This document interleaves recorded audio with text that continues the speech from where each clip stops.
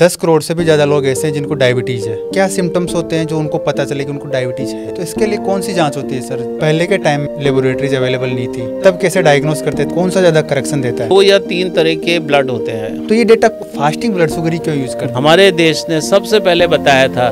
कौन से ऐसे लोग हैं जिनमें डायबिटीज़ होने के ज़्यादा चांस? जैसे हम BPA बोलते हैं, एयर पोल्यूशन रहा, नॉइज पोल्यूशन रहा, इनसे भी डायबिटीज़ हो। एक डायबिटिक पेशेंट के लिए इंडियन कल्चर के हिसाब से कैसी डाइट? अभी हम जिसके ऊपर शोध कर रहे हैं वो है दाना मेथी। कोई सी भी एक डाइट स्किप करने की आदत होती है लोगों में, तो अगर कोई स्किप करना चाहिए कोई डाइट तो आपकी तरफ से क्या मैसेज? नमस्कार दोस्तों, स्वागत है आपका द क्यूरियस माइंड शो में, जहाँ पे हम हमारे माइंड में होने वाली क्यूरियोसिटी को एक्सप्लोर करते हैं। और आज की हमारी क्यूरियोसिटी है एक ऐसी बीमारी जो आज के टाइम में भारत में प्रत्येक घर में किसी न किसी एक सदस्य को है। उस बीमारी का नाम है डायबिटीज़ यानी मधुमेह। उस बीमारी पर रोशनी डालने के लिए हमारे साथ है देश के जाने माने डायबिटोलॉजिस्ट, जो ना सिर्फ पेशेंट की शुगर लेवल को मैनेज करते हैं बल्कि उनकी डाइट, लाइफ स्टाइल और फ्यूचर हेल्थ का भी ख्याल रखते हैं। आज के हमारे स्पेशल गेस्ट है doctor Arvind Gupta, MBBS MD diabetologist, consultant Mahavir Jaipuria Rajasthan hospital Jaipur. तो चलिए आज उनसे बात करते हैं। वेलकम सर, आज आप हमारे शो में आए, उसके लिए आपका बहुत बहुत धन्यवाद। बहुत बहुत धन्यवाद। अभी डेटा के अनुसार 10 करोड़ से भी ज़्यादा लोग ऐसे हैं जिनको डायबिटीज़ है, और 7.5 करोड़ से ज़्यादा ऐसे हैं जिनकी एज 18 से ऊपर है, और आधे से ज़्यादा तो ऐसे हैं जिनको पता भी नहीं है कि डायबिटीज़ है। तो क्या सिम्टम्स होते हैं जो उनको पता चले कि उनको डायबिटीज़ है? आपने बहुत अच्छा प्रश्न किया है।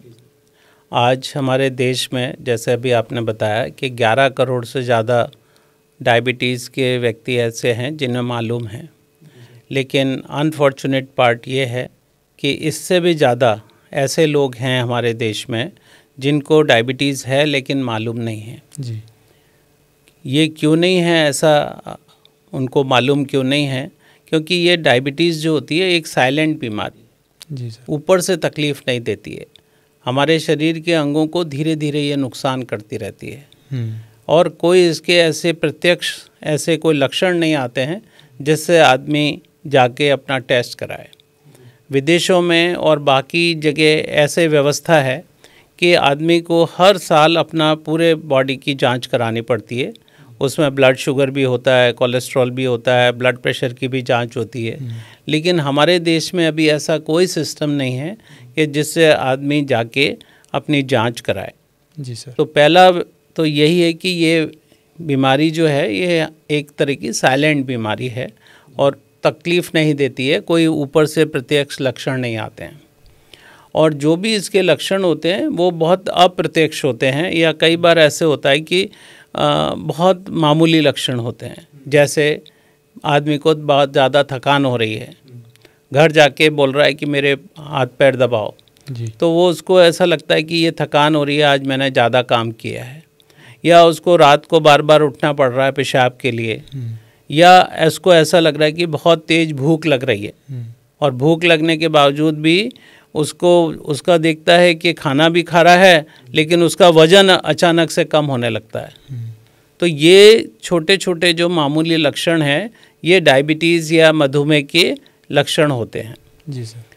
कई बार ऐसा होता है कि उसको फोड़े फुंसी हो गए और वो ठीक नहीं हो रहे हैं। कई बार चोट लग गई, घाव हो गया, वो घाव नहीं भरा, तो उसको ये मामूली लक्षण होते हैं। और कई बार श्री राम जी ऐसा भी हुआ है कि हमारे यहाँ अस्पताल में किसी और वजह से मरीज आया है, या तो उसका जैसे मान लो उसके मोतियाबिंद का ऑपरेशन के लिए आया है। कई बार उसमें जब जांच करते हैं तो पता लगा कि इसको 300-400 ब्लड शुगर आ रही है। कई बार किसी और वजह से वो अस्पताल में आया है, किसी और बीमारी से, जब हमने उसकी जांच की तो पता लगा कि उसको तो बहुत ज़्यादा ब्लड शुगर है। और कई बार हम लोग कैंप करते हैं, बाहर गांवों में भी करते हैं, शहरों में भी करते हैं, और वहाँ पे हमने कई बार देखा है कि व्यक्ति बिल्कुल ऐसे आता है कि उसको कोई तकलीफ़ नहीं है, ब्लड शुगर करते हैं तो उसकी 300-400 ब्लड शुगर आती है। अच्छा। तो ये मामूली लक्षण होते हैं जिन्हें आदमी ये समझता है कि ये मामूली लक्षण, उसको कोई बीमारी के लक्षण नहीं है, लेकिन ये ही डायबिटीज़ या मधुमेह के लक्षण होते हैं। अच्छा। इस वजह से भी रीज़न ये है कि वो आदमी अपने आप जांच नहीं कराता है। तो यहाँ सबसे पहले मैं यही बताना चाहूँगा कि कोई भी मामूली लक्षण हो, या घर में किसी को डायबिटीज़ है, मदर फादर को, या नाना नानी को या दादा दादी को, दोनों तरफ से किसी को भी घर में यदि डायबिटीज़ या ब्लड प्रेशर की या हार्ट डिजीज़ है तो उसे अपनी एक बार जांच जरूर करानी चाहिए। Indian council of medical research जो हमारे ICMR है, अपेक्स बॉडी है हमारे देश की, उन्होंने भी ये तय किया है कि अभी 25 साल से ऊपर जो भी लड़के लड़कियां हैं या जो भी व्यक्ति हैं उन्हें अपनी एक बार साल में जांच जरूर करानी चाहिए, चाहे उन्हें तकलीफ़ हो या नहीं हो। उन्हें अपने ब्लड शुगर की जांच, अपने कोलेस्ट्रॉल की जांच, अपने ब्लड प्रेशर की जांच अपने एक बार साल में ज़रूर करानी चाहिए। और यदि ये कई बार जल्दी मालूम चल जाती है तो हमें इसका इलाज करने में बहुत सहायता मिलती है। तो इसके लिए कौन सी जांच होती है सर, जिससे पता चल सके इनको डायबिटिक है?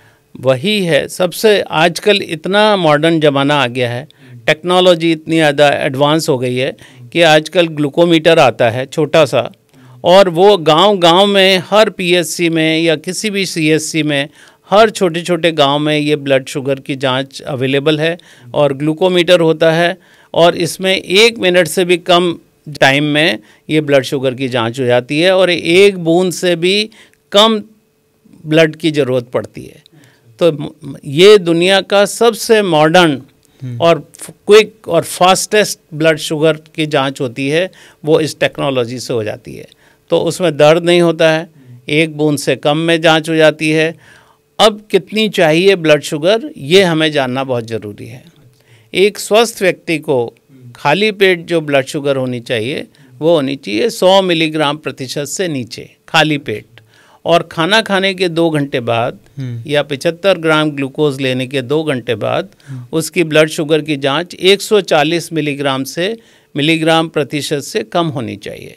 यदि एक स्वस्थ व्यक्ति है तो 100 मिलीग्राम खाली पेट और 140 मिलीग्राम % से कम यदि ब्लड शुगर होती है तो वह व्यक्ति स्वस्थ है, उसको ब्लड शुगर नहीं है, यानी डायबिटीज़ नहीं है। अच्छा। दूसरी होती है प्री डायबिटीज़। प्री डायबिटीज़ का मतलब ये है कि व्यक्ति को खाली पेट यदि 100 मिलीग्राम से और 125 मिलीग्राम ब्लड शुगर होती है तो उसे हम प्री डायबिटीज़ या इम्पेयर्ड फास्टिंग ग्लूकोज IFG बोलते हैं। दूसरी होती है खाना खाने के 2 घंटे बाद या 75 ग्राम ग्लूकोज लेने के 2 घंटे बाद यदि उसकी ब्लड शुगर 140 से 199% 140 to 199 मिलीग्राम % के बीच में होती है तो ऐसे व्यक्ति को हम प्री डायबिटिक बोलते हैं या IGT बोलते हैं, इम्पेयर्ड ग्लूकोज टॉलरेंस। ये जो प्री डायबिटीज़ के जो व्यक्ति होते हैं इनको डायबिटीज़ के जो हमें इलाज देना होता है वो ज़रूरत नहीं होती है, लेकिन हम उनको जीवन शैली का, खाना पीना, घूमना, योग ये ज़रूर बताते हैं ताकि ये प्री डायबिटीज़ के व्यक्ति डायबिटीज़ में कन्वर्ट ना हो। लाइफ स्टाइल सुधार जीवन शैली का इतना ज़्यादा रोल है। अभी हमने एक स्टडी की है, रिसर्च शोध किया है, जिसमें हमने 4 साल तक प्री डायबिटीज़ के व्यक्तियों को हमने रखा और उनमें हमने रेगुलर उनको डाइट, उनकी लाइफस्टाइल, उनको योग और मेथी ये तीनों हमने दिया और 4 साल तक उनको फॉलो किया। हर 3 महीने हमने उनकी जांच की और जांच करने के बाद में हमने उनके सारे तरह के जो मॉलिक्यूलर टेस्ट होते हैं वो भी किए और 4 साल तक फॉलो करने के बाद जो रिज़ल्ट्स आए वो बिल्कुल आश्चर्यजनक थे। वो रिज़ल्ट्स ये बताते हैं कि 40% से ज़्यादा प्री डायबिटीज़ के व्यक्तियों को हमने डायबिटीज़ होने से रोक दिया 3 से 4 साल के अंदर। यानी लाइफस्टाइल या जीवन शैली, खाने पीने का परहेज, योग और मेथी का रोल बहुत ज़्यादा है हमारे शरीर में। तो ये जो प्री डायबिटीज़ जो होती है वो हम लाइफस्टाइल से, खाने पीने और योग से रोक सकते हैं और एटलीस्ट हम कम कर सकते हैं जी। और तीसरे व्यक्ति जो होते हैं वो होते हैं डायबिटीज़। और डायबिटीज़ किन्हें होती है? जिनकी खाली पेट 125 या 126 मिलीग्राम प्रतिशत से ज़्यादा या खाना खाने के 2 घंटे बाद या 75 ग्राम ग्लूकोज लेने के 2 घंटे बाद यदि 200 मिलीग्राम प्रतिशत से ज़्यादा आती है तो ऐसे व्यक्तियों को डायबिटीज़ होती है और इन्हें हमें इलाज ज़रूर देना होता है। सर जैसे अभी आपने एक बताया कि ग्लूकोमीटर से टेस्ट होता है, उससे आपने प्रत्येक जैसे फास्टिंग की आफ्टर लंच या आफ्टर डिनर आपने किया 2 आवर्स के बाद में, उसके अकॉर्डिंग आपने प्री डायबिटिक डायबिटिक में डिवाइड कर दिया। क्या ग्लूकोमीटर के अलावा कोई और दूसरा ऐसे टेस्ट होते हैं लेबोरेटरी वाले जिससे अपन डायग्नोस कर सकते हैं? जी, डायबिटीज़ के लिए एक तो ये सबसे जो सरल उपाय है वो है ग्लूकोमीटर से अभी आजकल जांच करना, लेकिन हम लेबोरेटरी से भी ब्लड शुगर की जांच कर सकते हैं। और दूसरी एक जांच होती है जिसे हम HbA1c या ग्लाइकोसाइलेटेड हीमोग्लोबिन बोलते हैं। ये HbA1c एक ऐसा टेस्ट होता है जो पिछले 3 महीने की शुगर को हमें बता देता है और इसकी जो नॉर्मल जो प्रतिशत होना चाहिए वो 5.7% से 6.5% तक यदि HbA1c होता है तो ऐसे व्यक्ति को डायबिटीज़ नहीं होती है। और यदि 6.5% से ऊपर यदि ब्लड इसकी HbA1c होती है तो ऐसे व्यक्ति को डायबिटीज़ होने की संभावना है या होती है। अच्छा। लेकिन HbA1c टेस्ट ऐसा है जिसे अभी तक पूरे विश्व में ऐसी मान्यता नहीं मिली है जो ब्लड शुगर को मिली है। ब्लड शुगर ही ऐसा जांच है जिससे हम बता सकते हैं कि इस व्यक्ति को डायबिटीज़ है या नहीं है। तो इन दोनों टेस्टों में क्या डिफरेंस होता है? ब्लड शुगर जो जांच होती है ये हमारे व्यक्ति की हर समय हर मिनट में जो हम लोग ब्लड शुगर की जांच करते हैं वो अपने उसी समय की शुगर बताती है। लेकिन जो HbA1c ऐसा टेस्ट है जो पिछले 3 महीने की जो शुगर होती है उसके बारे में हमें बता देती है।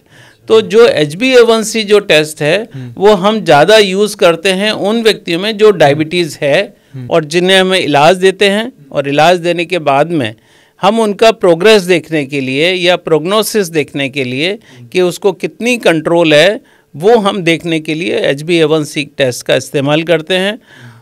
नॉर्मली तो हमें 6.5% से कम HbA1c रखना होता है, लेकिन हमने ये देखा है कि 7% से भी कम होती है तो उस व्यक्ति को जो डायबिटीज़ से होने वाले दुष्प्रभाव होते हैं या जिन्हें हम कॉम्प्लिकेशंस बोलते हैं उन्हें कम होते हैं। अच्छा। तो डायबिटीज़ कंट्रोल देखने के लिए HbA1c का ज़्यादा इस्तेमाल करते हैं और डायग्नोसिस के लिए या उस व्यक्ति को पता लगाने के लिए कि डायबिटीज़ है या नहीं है उसे ब्लड शुगर का इस्तेमाल करते हैं। सर इस हिसाब से तो फिर जैसे मान लो भाई जैसे मेरे 5 फिंगर्स है टोटल, अगर सब में से अलग अलग टेस्ट करें आप ग्लूकोमीटर से तो क्या सबकी अलग अलग आएगी या सेम आएगी? नहीं, इसमें ज़्यादातर सेम आएगी, बहुत कम फ़र्क होता है। ये होता है फ़र्क जो आता है वो हर मिनट में ब्लड शुगर की जांच जो होती है वो चेंज हो जाती है। हर व्यक्ति का ब्लड शुगर क्या है, हमारे शरीर का एक पेट्रोल है या एनर्जी है। ये मैं बोल रहा हूँ तो मेरी शुगर अलग होगी, मैं शांत भाव से बैठा रहूँगा तो मेरी शुगर अलग होगी। तो हर मिनट में व्यक्ति की शुगर बदल जाती है। तो जो हम लोग टेस्ट करते हैं इसके ग्लूकोमीटर से तो 1-1 मिनट बाद यदि हम टेस्ट करेंगे तो उसका व्यक्ति में थोड़ा बहुत फ़र्क आता है, और वो फ़र्क आता है कि व्यक्ति को उस एनर्जी उस समय कितनी ब्लड शुगर की ज़रूरत है। तो ये नेचर या प्रकृति तय करती है कि हमारे ब्लड शुगर कितनी चाहिए उस समय। और दूसरी चीज़ सर, जैसे पहले के टाइम में ऐसा था कि जब ग्लूकोमीटर ये सब चीज़ें लेबोरेटरीज अवेलेबल नहीं थी तब कैसे डायग्नोस करते थे कि डायबिटीज़ है या नहीं है? आपने बहुत अच्छा प्रश्न पूछा है। जब 40 साल पहले जब मैं रेजिडेंट था, जब मैंने अपना MD कर रहा था MBBS करने के बाद में, तब मेरे पास में यही डायबिटीज़ का एक थीसिस टॉपिक था MD के अंदर, और वहाँ पे उस ज़माने में ग्लूकोमीटर बहुत कम होते थे, सिर्फ हम लेबोरेटरी से ब्लड शुगर की जांच करते थे। लेकिन उस ज़माने में हम यूरिन शुगर की जांच करते थे, यानी पेशाब की जांच से हमें पता लग जाता था, और वो थोड़ा सा मुश्किल का टेस्ट था। हालांकि हम लेबोरेटरी में भी करते थे वो जांच और हम अपने वार्ड्स में भी करते थे।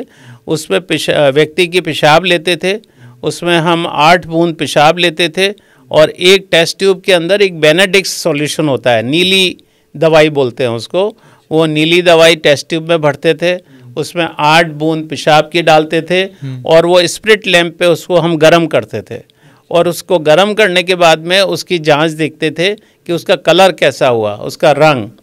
तो यदि उसका रंग बिल्कुल नीले से यदि हल्का पीला आ रहा है तो उसे +1 बोलते थे। यदि पीले से थोड़ा सा नारंगी में आ रहा है तो उसे हम लोग +2 बोलते थे। नारंगी के ऊपर थोड़ा सा रंग ज़्यादा गहरा हो रहा है तो उसे +3 बोलते थे। और यदि लाल रंग हो जाता था तो उसे हम लोग +4 शुगर बोलते थे। तो उस ज़माने में हम पेशाब की जांच से पता लगा लेते थे कि व्यक्ति को शुगर है या नहीं है। लेकिन पेशाब की जांच एक नॉन स्पेसिफिक टेस्ट है जो हम लोग उस ज़माने में करते थे। फिर धीरे धीरे जैसे जैसे टेक्नोलॉजी बदली, फिर वो स्ट्रिप्स आ गई यूरिन की। ऐसी स्ट्रिप्स आ गई जिसके अंदर रिएजेंट बना रहता था और वो हम टेस्ट ट्यूब में पेशाब लेते थे। वो टेस्ट ट्यूब में उसको जो स्ट्रिप्स होती थी वो डालते थे और उसका रंग देखते थे और उसका रंग मिलाते थे उसके ऊपर, जो बॉटल के ऊपर रंग होता था जिस स्ट्रिप पे, वो रंग से हम पता लगा लेते कि इसको +1 है, +2 है, +3 है या +4 है। तो उस ज़माने में हम पेशाब की जांच से पता लगा देते कि व्यक्ति को शुगर है या नहीं। लेकिन इसमें थोड़ा सा अंतर आता है पेशाब की जांच में और ब्लड शुगर की जांच में। जो ब्लड शुगर की जांच है वो तो उस समय की शुगर हमें बता देती है, लेकिन यूरिन शुगर जो होता है वो थोड़ा टाइम लगता है। जैसे किसी व्यक्ति को ब्लड शुगर हुआ है और ज़्यादा है तो उसको पेशाब में शुगर आने में उसमें टाइम लगता है। तो किसी व्यक्ति को हम लोग जब यूरिन में शुगर, कई बार ऐसा होता है कि यूरिन में शुगर बहुत लेट आती है तो हमें बहुत लेट मालूम चलता है कि इसको व्यक्ति को डायबिटीज़ है या नहीं। तो उस ज़माने में तो हम लोग पेशाब की जांच बेनेडिक्ट सॉल्यूशन से करते थे, फिर स्ट्रिप्स आ गई, फिर स्ट्रिप से टेस्ट करते थे। फिर ग्लूकोमीटर भी उस ज़माने में जब आने शुरू हुए तो वो बड़े बड़े ग्लूकोमीटर आते थे। अब धीरे धीरे बिल्कुल छोटे ग्लूकोमीटर आ गए हैं। उस ज़माने में 2 से 4 मिनट भी लग जाते थे कई बार ब्लड शुगर जांच करने में।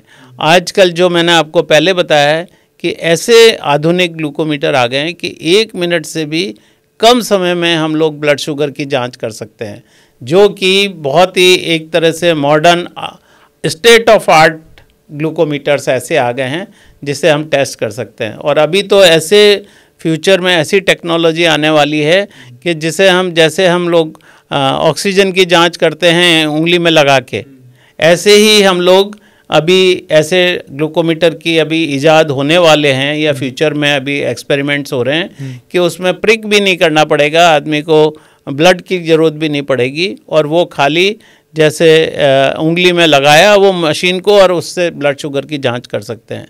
तो ऐसी टेक्नोलॉजी भी अभी आने वाली है, लेकिन आज की तारीख में ग्लूकोमीटर्स अवेलेबल हैं और उसी से हम जांच करते हैं।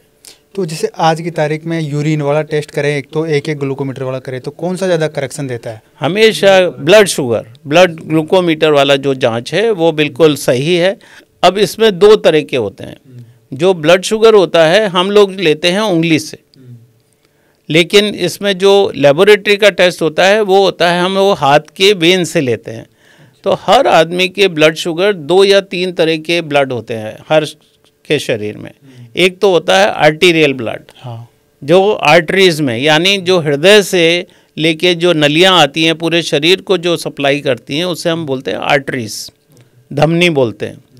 दूसरी होती हैं वेन्स, शिराएं, जो वेन्स होती हैं जो पूरे शरीर की ब्लड को हार्ट की तरफ ले जाती हैं और फिर वहाँ प्योरीफिकेशन होके फिर वो ब्लड धमनियों के द्वारा या आर्टरीज के द्वारा पूरे शरीर में जाता है। तो दोनों के ब्लड में जो शुगर होती है वो फ़र्क होती है और उसका रीज़न ये होता है कि जो हम लोग टेस्ट करते हैं वो ऑक्सीजन जो ब्लड में होता है उसकी वजह से ब्लड शुगर की जांच करते हैं। तो ये जो जांच तीनों में फ़र्क आएगा। जो हम धमनियों से आर्टरीज से ब्लड लेते हैं वो ज़्यादातर हम आईसीयू में लेते हैं, जिसे हम आर्टीरियल ब्लड ग्लूकोज बोलते हैं। उसका ब्लड शुगर अलग होता है। जो धमनियों से लेते हैं या शिराओं से लेते हैं, जो लेबोरेटरी में हम ब्लड भेजते हैं, उसका ब्लड शुगर अलग होता है। और जो उंगली से ग्लूकोमीटर में लेते हैं उसका ब्लड शुगर अलग होता है।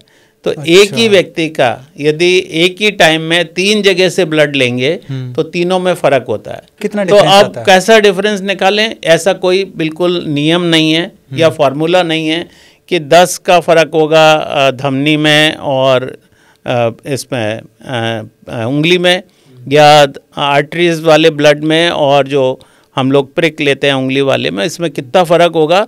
लेकिन फ़र्क होता है 5 से 5 मिलीग्राम प्रतिशत तक फ़र्क आ सकता है।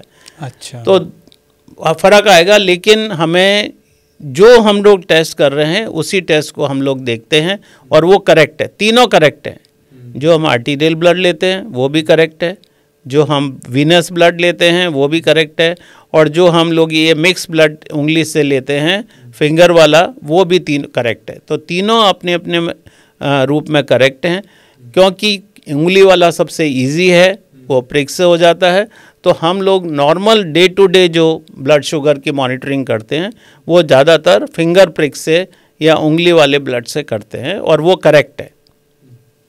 और सर जैसे मैं एक पहले का डाटा कलेक्ट कर रहा था तो मैंने एक चीज़ देखी कि जैसे 1950 से लेकर 1960 तक WHO मानता था कि जिसकी ब्लड शुगर 225 से ऊपर है जी, उसको डायबिटिक बोला जाता था जी। फिर अमेरिकन एसोसिएशन से आया जी, अमेरिकन एसोसिएशन ने ये बोला कि जिसका 200 तक है जी, उसको डायबिटिक माना। जी, फिर बाद में वापस से अमेरिकन एसोसिएशन और WHO ने 126 इसका किया लास्ट में जाके। तो ये डेटा कौन बनाता है? बहुत अच्छा आपने प्रश्न पूछा है कि एक आम आदमी को ये पता लगना चाहिए कि ये चेंज क्यों आ रहा है, ये बदलाव क्यों आया है कि पहले ब्लड शुगर अलग था डायबिटीज़ के लिए, फिर धीरे धीरे बदल के अभी जो मैंने आपको बताए हैं कि 126 के ऊपर और 200 के ऊपर जो ब्लड शुगर है वो डायबिटीज़ होती है। इसके लिए बहुत गहन शोध हुए हैं, लास्ट 100 से 200 साल हो गए हैं श्री राम जी। जी सर। और लास्ट 100 से 200 साल के जो गहन शोध किए हैं साइंटिस्ट ने, वैज्ञानिकों ने, वो शोध करके बताया है कि कितने ब्लड शुगर का कट ऑफ के ऊपर हमारे शरीर में ये नुकसान करना शुरू करती है। तो जो नॉर्मल जो मैंने आपको ब्लड शुगर बताई थी कि जिस व्यक्ति को 100 से नीचे होती है खाली पेट और 140 मिलीग्राम प्रतिशत से नीचे खाना खाने के 2 घंटे बाद होती है, ऐसे व्यक्ति को जो ब्लड शुगर होती है वो शरीर को कम नुकसान करती है। और उसको हमने पूरे हर साल 10 साल 10 साल 20 साल 40 साल तक उसको फॉलो करके वैज्ञानिकों ने ये पता लगाया है कि इस कट ऑफ ब्लड शुगर पे जो मैंने बताई थी 100 से नीचे और 140 से नीचे, ये शरीर को कम नुकसान करती है और या ऐसे भी होते हैं कि उनको नुकसान नहीं करती है। अच्छा, जो प्री डायबिटिक कैसे आया? प्री डायबिटिक वाले जो मैंने आपको नॉर्मल से ज़्यादा नुकसान करती है, यानी 100 से 125 और 140 से 199 वाली जो ब्लड शुगर होती है, ये हमारे शरीर के अंगों को थोड़ा बहुत नुकसान करती है, बहुत ज़्यादा नुकसान नहीं करती है। लेकिन 126 के ऊपर और 200 के ऊपर जब ब्लड शुगर आ जाती है तो हमारे शरीर की 2 तरह के नुकसान होते हैं। इनको बोलते हैं मैक्रोवास्कुलर, या बड़ी जो आर्टरीज होती हैं उसमें ब्लॉकेज आने शुरू होते हैं, और छोटी आर्टरीज को उसको माइक्रोवास्कुलर बोलते हैं। अच्छा। यानी हार्ट के ऊपर और जो नसों के ऊपर आता है असर, जो आर्टरीज के ऊपर आता है, उससे हम जैसे उसको हृदय रोग बढ़ जाते हैं, या हार्ट अटैक आ जाता है ज़्यादा, या उसको पैरों की धमनियों में उसका रुकावट होने लगती है और धीरे धीरे उसको गैंग्रीन होने लगता है। इसे हम मैक्रोवास्कुलर कॉम्प्लिकेशन बोलते हैं। और दूसरे होते हैं माइक्रोवास्कुलर, जो छोटी धमनियों में असर आता है, ब्लॉकेज आते हैं, जिसके अंदर यदि आँख में असर आ जाता है तो उससे रेटाइनोपैथी बोलते हैं, यदि पैर की नसों में असर आ जाता है तो उसे न्यूरोपैथी बोलते हैं, और यदि किडनी के ऊपर या गुर्दे के ऊपर असर आता है तो उसे नेफ्रोपैथी बोलते हैं, या डायबिटिक किडनी डिजीज़ बोलते हैं। तो जो मैंने आपको बताया कि जब 140 के ऊपर और 200 के ऊपर यदि उसकी व्यक्ति की शुगर रहती है किसी भी तरीके से, तो ये इन अंगों को नुकसान करने लगती है। तो पूरे शरीर में नुकसान के देखते हुए हमें ये कट ऑफ मिला, और WHO जो हमारा विश्व स्वास्थ्य संगठन है और अमेरिकन डायबिटिक एसोसिएशन है, एक होती है American association of clinical endocrinology जिसे हम ACE बोलते हैं, ये विश्व के बड़े बड़े संस्थान हैं जो ये तय करते हैं कि कौन सी ब्लड शुगर के ऊपर शरीर को नुकसान हो रहा है, और डायबिटीज़ किसको बोलते हैं, और प्री डायबिटीज़ किसको बोलते हैं, और नॉर्मल किसको बोलते हैं। ये संस्थान तय करते हैं, और ये 100 से 200 साल और इससे भी ज़्यादा शोध के ऊपर ये करने के बाद ये पता लगा है कि इस ब्लड शुगर से नुकसान होता है। तो ये तरीका है ये बताने का कि ये कहाँ से डेटा आया। अच्छा, और सर ये डायग्नोस करने के लिए अपना फास्टिंग ब्लड शुगर ही क्यों यूज़ करते हैं? जी, इसके लिए 2 तरह के टेस्ट जो मैंने आपको बताया। हमारा पहले तो हमें ये जानना जरूरी है श्री राम जी कि डायबिटीज़ होती क्या है जी। इस डायग्नोसिस से पहले। डायबिटीज़ या मधुमेह रोग कैसा होता है मैं आपको एक साधारण शब्दों में समझा देता हूँ। जो भी हम खाना खाते हैं वो जब भी ऐसे ही खाना अंदर जाता है ये 3 भागों में डिवाइड हो जाता है। एक होता है प्रोटीन, एक होता है कार्बोहाइड्रेट, एक होता है फैट। ये कोई भी खाना खाएंगे 3 भागों में डिवाइड हो जाएगा। जो प्रोटीन होता है वो अमीनो एसिड्स में कन्वर्ट हो जाता है जो हमारे शरीर की मसल्स को और पूरे शरीर को बनाने में काम आता है। फैट जो होता है वो फैटी एसिड और ग्लिसरॉल में कन्वर्ट हो जाता है डाइजेशन होने के बाद में, और ये हमारे शरीर के रिजर्व फूड में या ज़्यादातर काम आ जाता है जो स्किन के नीचे या पेट में जाके ये फैट जमा हो जाता है। इसे हम रिजर्व फूड बोलते हैं। तो ये फैट उसमें काम आता है। तीसरा होता है कार्बोहाइड्रेट। कार्बोहाइड्रेट जो होता है वो जैसे डाइजेशन होने के बाद ग्लूकोज में कन्वर्ट हो जाता है, और ये ग्लूकोज जो होता है वो हमारे शरीर के खून के अंदर आ जाता है, और ये खून में अंदर आके धमनियों के द्वारा पूरे शरीर के अंदर ये जाता है।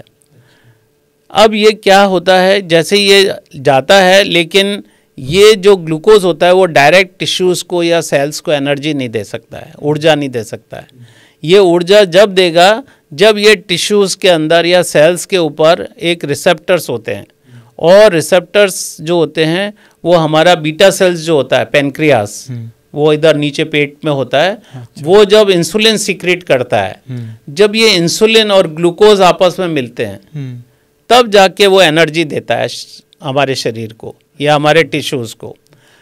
डायबिटीज़ में क्या होता है, नॉर्मल आदमी में तो जो भी खाना खाता है वो ग्लूकोज बन गया, वो ब्लड में चला गया, उतना ही इंसुलिन बना लेता है पेनक्रियास, और वो इंसुलिन उसको ग्लूकोज को मिलके सारी एनर्जी में कन्वर्ट कर देता है।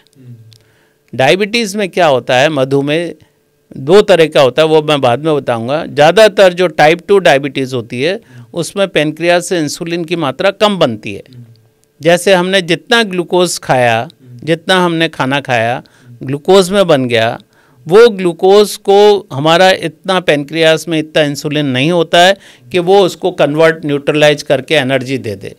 तो उसमें क्या होता है कि उसमें ज़्यादातर ग्लूकोज तो डाइजेस्ट हो जाता है जितना इंसुलिन बनाया, लेकिन फिर भी वो ग्लूकोज ब्लड में रह जाता है। वो जो ग्लूकोज है उसको हाइपरग्लाइसीमिया बोलते हैं। और ये जो हाइपरग्लाइसीमिया जो इंसुलिन से नहीं कन्वर्ट हो पाया, वो जो बचा हुआ ग्लूकोज है वो हमारे गुर्दों में जाता है और फिल्टर होके वो पेशाब के द्वारा बाहर निकल आता है। अच्छा, इसलिए पहले आपने बताया कि पेशाब की जांच। यस, तो पेशाब में जाना है। वो पहले जब जो इंसुलिन से नहीं कर पाया ब्लड जो ग्लूकोज है, जो हाइपरग्लाइसीमिया जो रह गया शुगर, वो ग्लूकोज जो होता है वो गुर्दे के द्वारा पेशाब के द्वारा बाहर निकलता है। तो इस ऐसे व्यक्ति ऐसी अवस्था को हम डायबिटीज़ बोलते हैं। अच्छा। यानी किसी व्यक्ति की इंसुलिन की कमी हो गई है, यानी हमारा पेनक्रियाज में एक बीटा सेल्स होती हैं जो इंसुलिन बनाती है, वो कम बनाती है। तो उसको जो कम बनाती है तो उसका वो जो ग्लूकोज जो है वो पूरा का पूरा यूटिलाइज नहीं होता है, और वो ग्लूकोज पेशाब के द्वारा बाहर निकल आता है। अच्छा। ऐसी व्यक्ति को हम मधुमेह का मतलब होता है, मधु मतलब मीठा और मेह मतलब पेशाब या बारिश। अच्छा। तो यदि किसी का पेशाब मीठा हो रहा है उससे हम मधुमेह बोलते हैं हिंदी में। जो हमारे संस्कृत में हमारे जो पुराने चरक और संहिता में बहुत सालों पहले, जब मॉडर्न ज़माने में को भी नहीं मालूम था कि डायबिटीज़ क्या होती है, चरक संहिता में हमें हमारे देश में गर्व की बात है कि हमारे देश ने सबसे पहले बताया था कि डायबिटीज़ या मधुमेह की बीमारी क्या होती है। यानी उस समय उन्हें मालूम था कि मधुमेह क्या होता है, एक होती है प्रमेह, वह भी एक तरह की डायबिटीज़ की बीमारी होती है, तो उन्हें ये मालूम था। तो ये जो कारण होता है ये होता है डायबिटीज़ या मधुमेह की बीमारी। अभी आपने जिक्र किया था कि डायबिटीज़ 2 टाइप का होता है। जी, तो आप थोड़ा एक्सप्लेन करेंगे? जी, देखिए, डायबिटीज़ मुख्यतः 2 तरह की होती है, लेकिन और भी तरह के डायबिटीज़ होती हैं। मुख्य वाली जो डायबिटीज़ होती है, एक होती है type 1 diabetes. Type 1 diabetes usually बच्चों को होती है, छोटे बच्चों को, 13-14 साल तक के बच्चों को यदि डायबिटीज़ होती है, उनके अंदर क्या होता है कि पेनक्रियाज की जो बीटा सेल्स हैं, जो इंसुलिन बनाती है, वो बिल्कुल नहीं होती हैं। अच्छा। तो जिन बच्चों में पेनक्रियाज की जो बीटा सेल्स है इंसुलिन नहीं बनाती है, उन बच्चों को डायबिटीज़ जो होती है उसे टाइप 1 डायबिटीज़ बोलते हैं। और इन बच्चों को सिर्फ इंसुलिन ही आज की तारीख में इलाज है। और दूसरी जो डायबिटीज़ होती है होती है टाइप 2 डायबिटीज़, जो बड़ों में होती है 20, 22, 25 साल के बाद में या 30-35 साल के बाद में यदि व्यक्ति को डायबिटीज़ होती है, तो उसमें क्या होता है कि जो अभी मैंने बताया था कि पेनक्रियाज की बीटा सेल्स काम तो करती हैं, लेकिन वो कम इंसुलिन बनाती हैं। तो जब इंसुलिन की मात्रा कम हो जाती है तो वो ग्लूकोज को पूरा यूटिलाइज नहीं कर पाती हैं, और ऐसे व्यक्ति को टाइप 2 डायबिटीज़ होती है। एक और तरह की टाइप 2 डायबिटीज़ होती है, जो व्यक्ति बहुत ज़्यादा मोटे होते हैं और उनमें इंसुलिन तो बनती है, पेनक्रियाज भी इंसुलिन बना रहा है, लेकिन वो इंसुलिन शरीर में काम नहीं करता है उन मोटे व्यक्तियों में। उसे इंसुलिन रेजिस्टेंस बोलते हैं, और उसकी वजह से भी टाइप 2 डायबिटीज़ होती है। तीसरी डायबिटीज़ होती है जो गर्भावस्था में होती है। जब महिला गर्भ में होती है और जब उसको पहली बार शुगर के बारे में मालूम चलता है, तो ऐसे महिलाओं को जो डायबिटीज़ होती है उसे हम गेस्टेशनल डायबिटीज़ मेलाइटस बोलते हैं, GDM बोलते हैं। अच्छा। तो तीसरी ये होती है जो गेस्टेशनल डायबिटीज़ होती है। चौथी तरह की डायबिटीज़ होती है, कई बार ऐसा होता है कि हमें स्टेरॉइड की दवाइयाँ देनी पड़ी थी, जैसे कोविड के समय में, या और भी कई स्किन की बीमारियाँ होती हैं, दमा की बीमारियाँ होती है, जिसमें हमें कई बार हैवी स्टेरॉइड्स देने पड़ते हैं। उन व्यक्तियों को भी डायबिटीज़ हो सकती है। वो होती है ड्रग इंड्यूस्ड डायबिटीज़, यानी दवाइयों की वजह से यदि डायबिटीज़ हो रही है तो उसे ड्रग इंड्यूस्ड डायबिटीज़ बोलते हैं। कई बार HIV की ऐसी दवाइयाँ होती हैं जिनसे भी डायबिटीज़ होती है। कई बार हमें साइकेट्री की जो दवाई देनी पड़ती है मानसिक रोगियों को, कई बार ऐसी दवाइयाँ हैं जिनकी वजह से शुगर हो सकती है या बीमारी डायबिटीज़ की हो सकती है, तो उसे ड्रग इंड्यूस्ड डायबिटीज़ बोलते हैं। तो ये भी तरह की होती है। एक और डायबिटीज़ होती है जिसमें एंडोक्राइन की कुछ और बीमारियां होती हैं, जैसे पिट्यूटरी की बीमारी है या एक्रोमेगली एक बीमारी होती है। तो उन व्यक्तियों को भी जो अंतःस्रावी ग्रंथियां या एंडोक्राइन ग्लैंड्स की वजह से, एंडोक्राइनोपैथीज बोलते हैं, इसकी वजह से भी कई बार शुगर की बीमारी होती है, वो भी डायबिटीज़ होती है। तो बहुत तरह की डायबिटीज़ होती है, लेकिन मुख्यतः टाइप 1 डायबिटीज़, टाइप 2 डायबिटीज़ और गेस्टेशनल डायबिटीज़ मेलाइटस, ये मुख्य डायबिटीज़ होती हैं। सर, जैसे अभी आपने बताया कि एक तो प्रेगनेंसी के टाइम पे होती है, एक ओबेसिटी वाले पेशेंट्स में होती है, लेकिन इसके अलावा और कौन से ऐसे लोग हैं जिनमें डायबिटीज़ होने के ज़्यादा चांसेस होते हैं? जी, ये सबसे ज़्यादा ज़रूरी जानना है कि किन व्यक्तियों को डायबिटीज़ हो सकती है।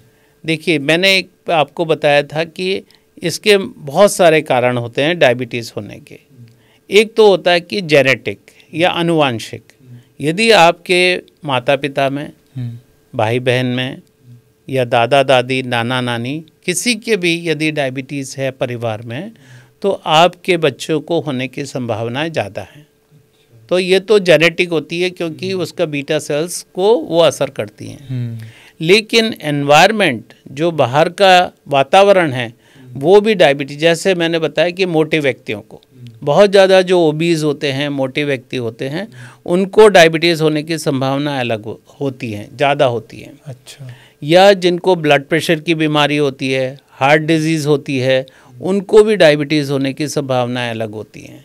अच्छा। और अभी मैं आपको कुछ ऐसे कारण बताऊंगा जो बहुत इम्पॉर्टेंट आज के ज़माने में हैं, वो अभी हम लोग उसके ऊपर भी शोध कर रहे हैं। वो है कि प्लास्टिक बॉटल्स के जो पानी होता है, ये भी डायबिटीज़ और ओबेसिटी करता है। इसके अंदर जो प्लास्टिक की बॉटल होती हैं, यदि धूप के अंदर आधा घंटे से ज़्यादा रख लें प्लास्टिक बॉटल को, तो इसके पानी में एक ऐसा केमिकल रसायन बनता है जिसे हम BPA बोलते हैं, बिसफेनाइल ए। ये ऐसा केमिकल है जो रेगुलर यदि बॉटल वाटर इस्तेमाल करेगा कोई आदमी तो उसे डायबिटीज़ या ओबेसिटी होने की संभावना अधिक होती है। अच्छा। दूसरा पेस्टिसाइड्स, जो अभी आजकल हमारे फलों में, सब्जियों में और खेती की और सारी चीज़ों में पेस्टिसाइड्स आ रहे हैं, जो रसायन आ रहे हैं, ये भी अभी शोध हो रहे हैं। इन्हें हम एंडोक्राइन डिसरप्टिव केमिकल्स बोलते हैं, EDC।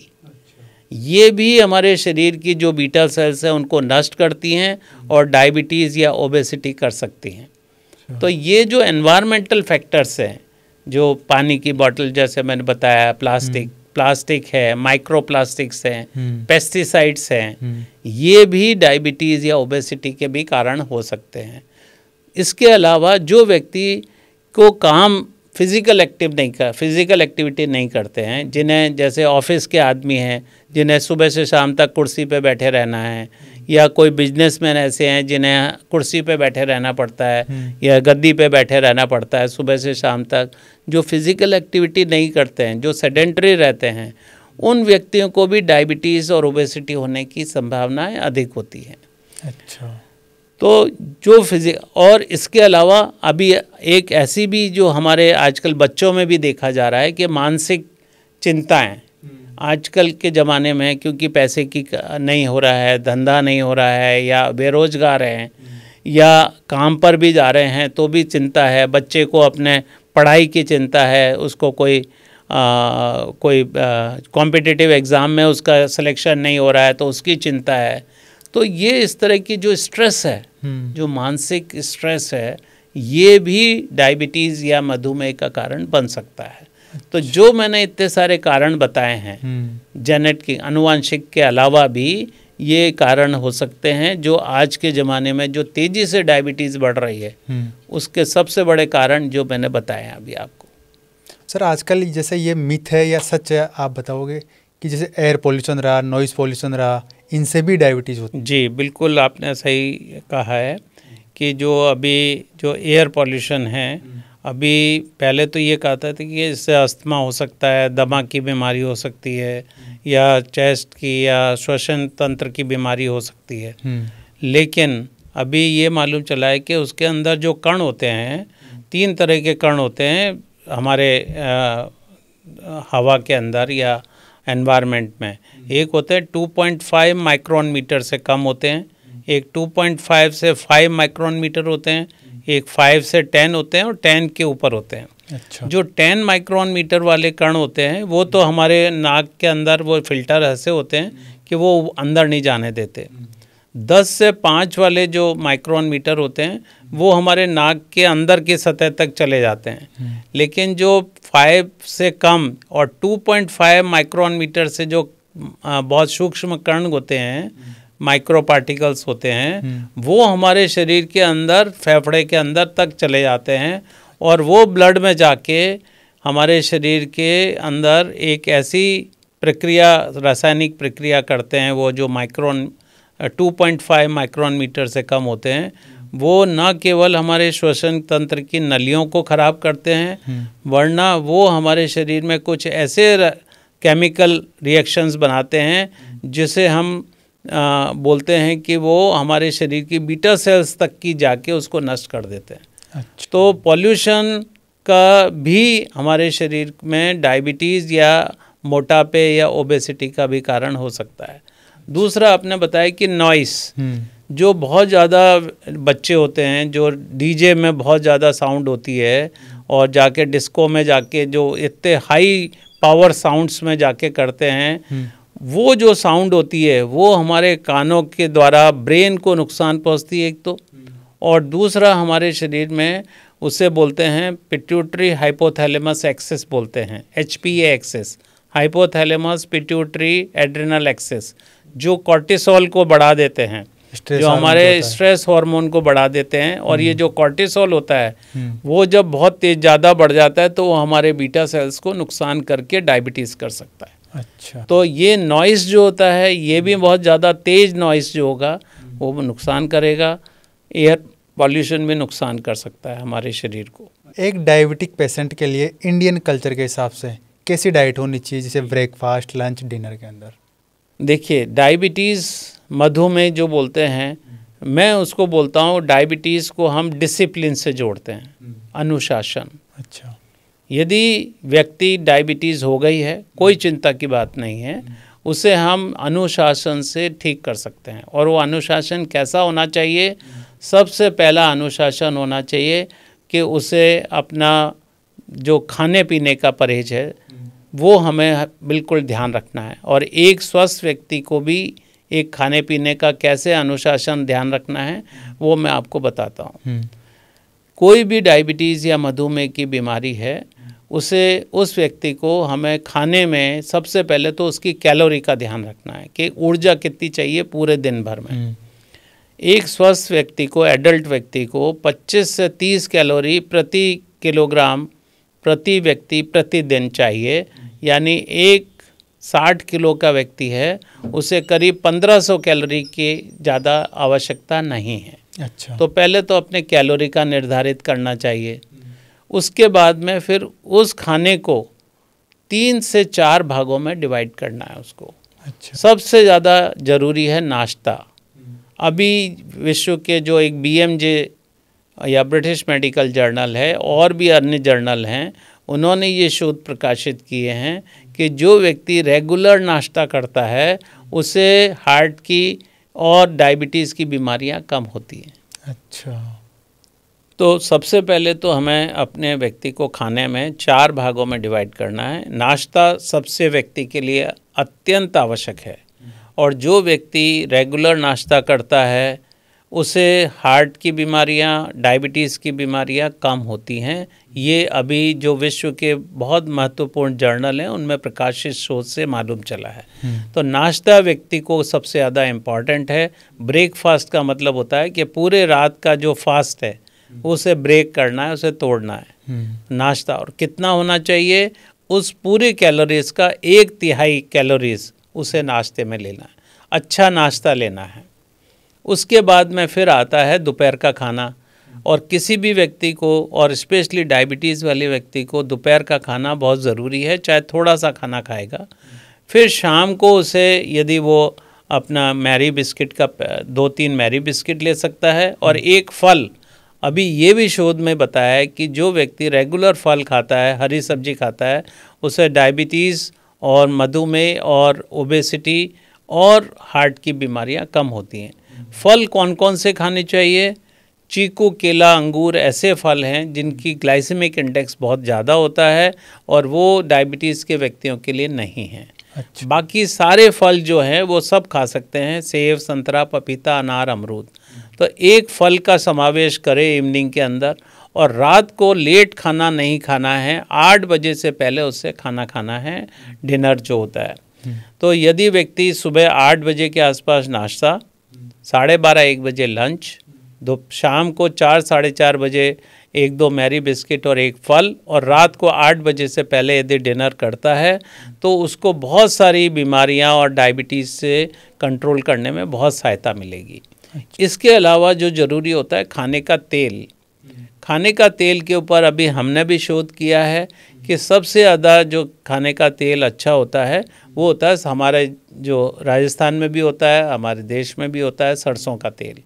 उसके अंदर जो ओमेगा 3 फैटी एसिड्स होते हैं वो बहुत ज़्यादा होते हैं, और एक ओमेगा 6 ओमेगा 3 रेशो होता है, वो सरसों के तेल में सबसे अच्छा होता है।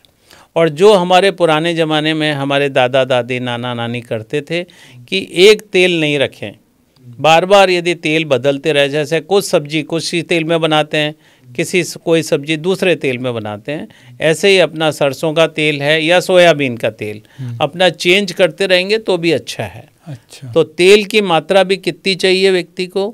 एक व्यक्ति को एक दिन के अंदर 3 चम्मच से ज़्यादा तेल की ज़रूरत नहीं है, जिसमें कुकिंग भी शामिल है और अपने सब्जी के छौंक भी शामिल है। 3 चम्मच का मतलब है आधा किलो प्रति व्यक्ति प्रति महीना। यानी एक व्यक्ति के घर में यदि 4 लोग हैं तो बाज़ार से उसे टोटल 2 किलो से ज़्यादा घी और तेल से ज़्यादा ज़रूरत नहीं होनी चाहिए। तो एक तो तेल का कितना लेना है। इसके अलावा हरी सब्जी, सलाद और फल, जैसे मैंने बताया था, फाइबर्स 25 से 30 ग्राम फाइबर प्रतिदिन जाना चाहिए व्यक्ति को।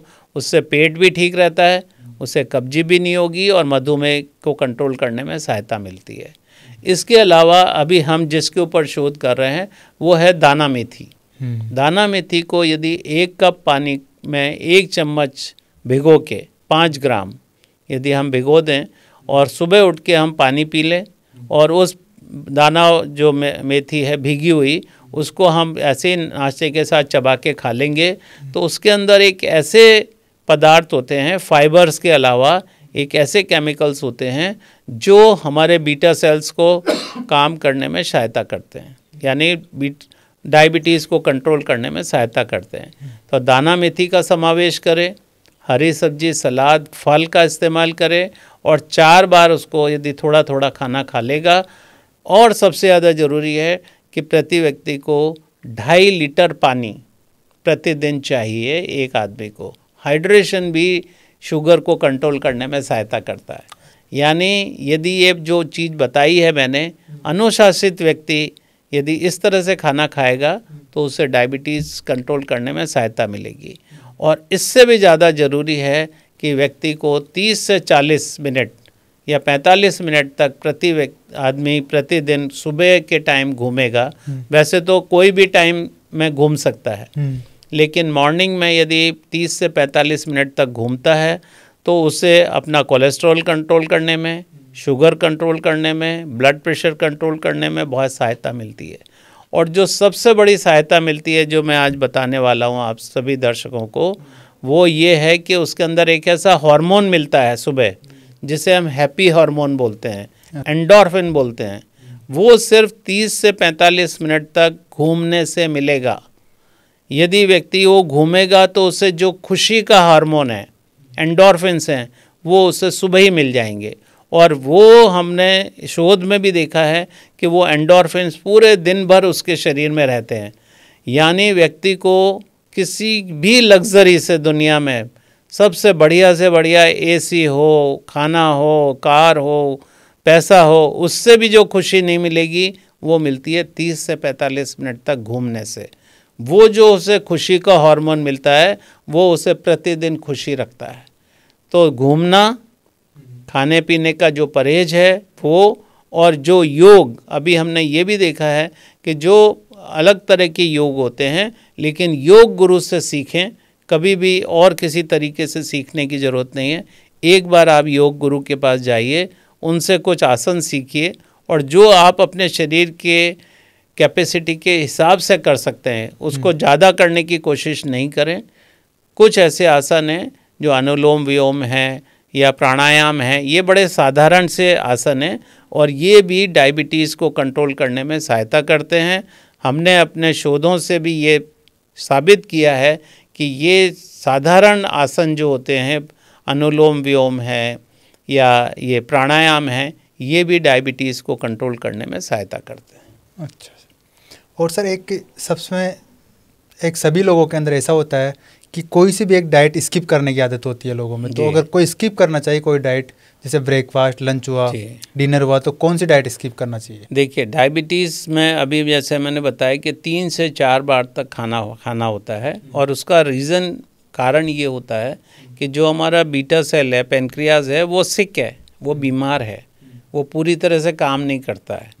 तो यदि हम बहुत ज़्यादा खाना खाएंगे एक टाइम में, जो पहले ज़माने में करते थे कि 2 बार खाना खा लिया, हैवी खाना खा लिया, तो उससे क्या होगा कि एकदम ब्लड में शुगर बढ़ जाएगी।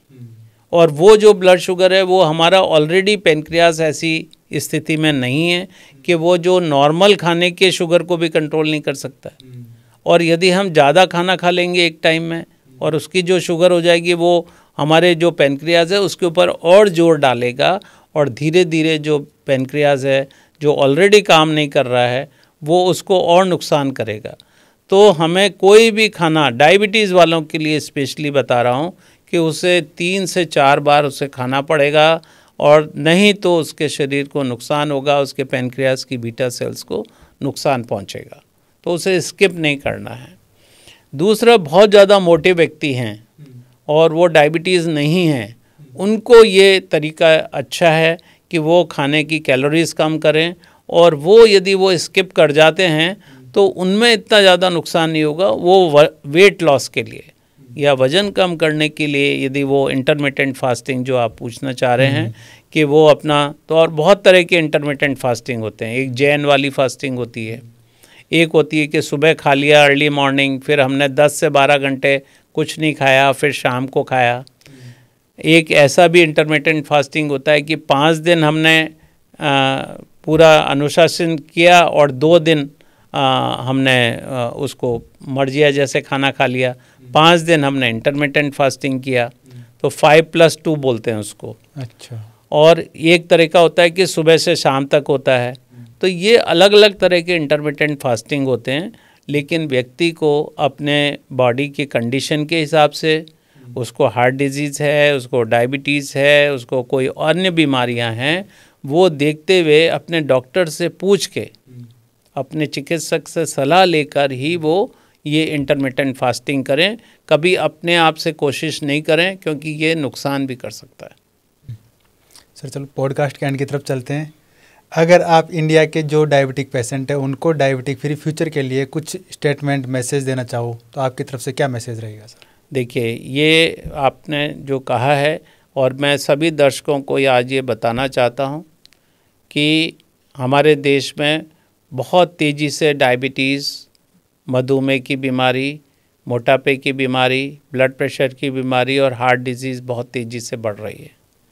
और जो हमने देखा है कि बच्चों से लेके बड़ों तक अभी ये तेज़ी से बढ़ रही है। तो 2-3 चीज़ें ज़रूर से ध्यान रखें कि एक तो अपने खाने पीने का ध्यान रखें, जो एक अनुशासित जीवन जीना चाहिए, कि उसे अपने खाने के अंदर हरी सब्जी, सलाद, फल का इस्तेमाल करें।